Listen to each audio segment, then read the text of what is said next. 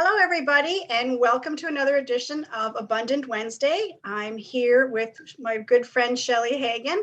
And you know what, Shelley? I just did the math a couple minutes ago. We've known each other for 14 years already. Isn't that amazing? That's crazy. I love it. And so speaking of knowing people for a long time, we have our really great friend with us, Tyler Suchan. He has been around and being a realtor for about 8.5 years. And it was funny. So I said to Shelley, hey, let's have Tyler on. She's like, okay. So we met before and she's like, oh, Tyler, I know Tyler. Yeah. It was so good to see Tyler again, because we've known Tyler for the whole time he's been a realtor. Yeah, it is so great. And what's really great about Tyler is he has been an investor educated. So you guys, all you investors, perk up because Tyler can talk the talk and walk the walk. So we have Tyler today with us from River City ReMax out of Edmonton. And Tyler's going to have a chat with us, but I'm going to send it over to Shelley and she's going to have a chat now. Great. Thanks, Nina. So Tyler, can you tell us what are some of the things that investors need to know about what's happening in the Edmonton market right now? Yeah, great question. So many things. Where do I even start? So maybe a good place to start is to indicate that Edmonton's not really a secret anymore. It used to be this gem that flew under the radar, and nobody from BC, Ontario, Quebec, or even outside of the country, United States, India, China, Germany, Edmonton was nowhere. But that has changed in the last 1.5 to 2 years, purely because of a numbers perspective and purely because people are seeing the opportunities here. Lots of first-time buyers who are investors, even out of BC and Ontario, because they just can't afford anything in their local markets. They're saying, well, where can I afford something? And it's an investment property a lot of times in the prairies, right? Mm-hmm. Saskatchewan, Manitoba, or even the East Coast. But yeah, lots of attention. And as an investor, be prepared for that. I get the impression sometimes that investors, they just want to negotiate for the sake of negotiating. And they think because it's Alberta and it's not Toronto, where you're paying $400,000 over list price, that you can get things for 50, 60 cents on the dollar. It's tough. That's tough. So one major piece of advice I like to give a lot of people is do know your numbers, know your math even before looking at properties. Know what you're comfortable in spending. If you're looking at a long-term buy and hold strategy, know what kind of cash flow you're looking at, know what your mortgage payments will be at different price points, what your maintenance cost is potentially going to be, vacancy. Right now in Edmonton, the average or our vacancy over the last year has been 6.8%. So a lot of people like to use 10% as a buffer, but that's not in fact what it is here, 6.8%. So use the stats that are in fact accurate. Call your insurance companies, because I've had a couple deals that the insurance rates from pro formas or the estimates that we get locally are simply not the same for an out of province investor, or as the insurance companies like to say, an absentee landlord. Mm-hmm. Right. So just knowing those numbers before you get into something and before you start spending all this time, effort, and energy, looking for flips, looking for lease options, looking for buy and hold, looking for Airbnbs or BRRRRs or whatever your strategy is. That's maybe the big thing that I'm coming across in my day-to-day quite often. Right. That's a very good point. Because most of the markets across the country are busy, just like Edmonton is. So it is a seller's market, not a buyer's market. So it's pretty hard to go in and negotiate a 50% discount on a property.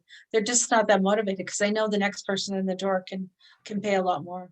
Yeah. So what are some of the things that you provide as a service when you're dealing with investors who are coming to work with you? You know what?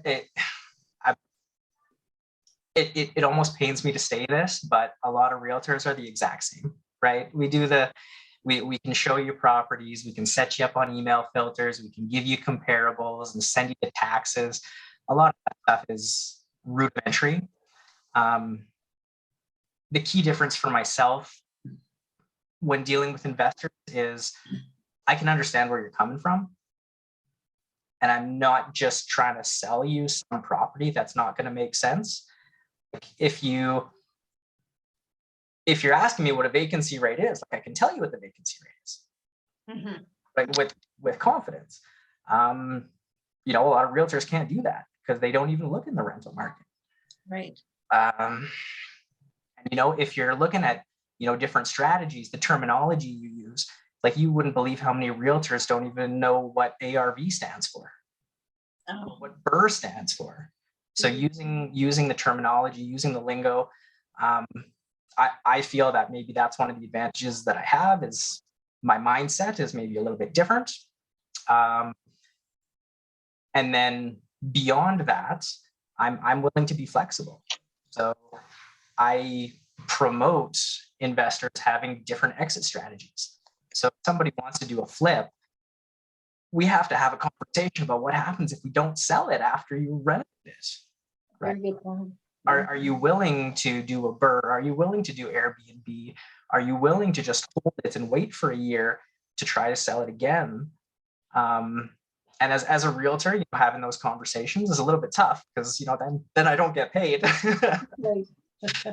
But that's the value of having someone like you, Tyler, who's experienced. You've been in the market now a long time. Yeah. You've seen many different things happen in the market.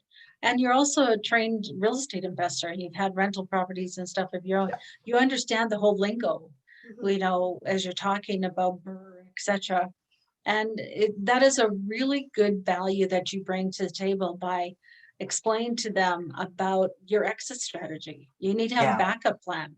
Nina and I always talk and we do all our training about when you get into a deal, you have the primary strategy, but you always got to have at least 2 strategies of how to get out of that property.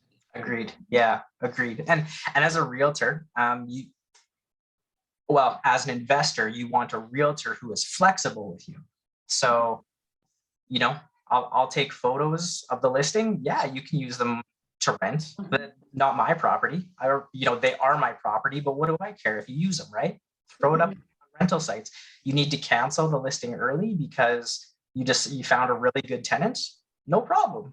Let's cancel the listing early, right? It's what's going to benefit you. And, my philosophy on that is like, I'm in this for the long game, right? So these little short-term decisions or these little short-term, details that maybe somebody else might not do because they're so concerned about getting a sale or, forcing things to happen that just aren't flowing naturally.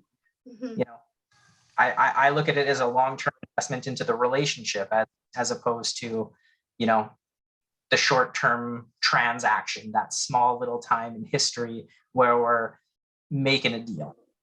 Yeah, good point. That's very good. And I've used, Tyler and I have had a relationship for quite a while. We've purchased properties through Tyler and we've sold properties. We've had the exit strategy conversation. And what I also like about using Tyler is because he knows the lingo. So when I put on the offer to purchase and or assign he's, you're not freaking out because you know what that means, right? You know that it's going to be either me, my corporation, or a joint venture partner. And a lot of untrained realtors absolutely have a conniption fit about that. But when you utilize Tyler, he's like, oh, I know what that means. I know what you're going to be doing. It's all good. It's smooth, right? So that just makes it so much smoother, even entering into the process, that it's going to go well. And further, even having experience with the assignment or the wholesale of contracts, being able to put that into a term as to not alarm the seller or not alarm the lender, but still make sure that it's smooth for the buyer and or the joint venture and or the corporation that you're transitioning to and or whomever you're going to wholesale it to. Yeah, right? exactly. Yeah. Making sure that you know where those details go and how to best present the offer for the buyer. Mhm. No, very good point. Very good point. That's the value of working with you. So Tyler, can you tell us and our listeners how they could get in touch with you if they want to work with you? Yeah, I'm a little bit old school. I prefer these Zoom meetings. I prefer telephone calls. I prefer, face-to-face coffee stuff. And I know that's been tough, during COVID. If you give me a friend, you can just Google me and you can follow me on Facebook or Instagram or whatever. But if you try to add me as a friend on Facebook and I don't know you, I'm probably not going to accept your friend request. That's just my own personal kind of thing. So my telephone number for anybody who's interested in reaching out, area code 780-945-1318. And, you can see my name at the bottom of the screen. If you want to just take my name and Google me, you can find my telephone number or even my email address from there. So that's my preferred method. Okay, Excellent. great. Well, we'll get those details and we'll put them into the post when we go to post the video for the interview that we just did with you as well. Okay, sounds good. They can find you. Well, Tyler, it was so great seeing you. I see you on Facebook. Yes. I see your family. I see the listings you have, but it's really great to have a chat with you and all of us reconnect again. And thanks so much for being here with us and sharing. Well, thank you, Nina. Thank you, Shelley. It's amazing to see you guys again. It was great to see you, Tyler. Thank you for coming and sharing. We don't get to connect enough. You guys are like 3 hours away from me, unfortunately. I know. Right on. Well, thanks everyone for joining us for an abundant Wednesday, and you guys have an amazing and an abundant day. Take care. Great. Happy investing, everybody.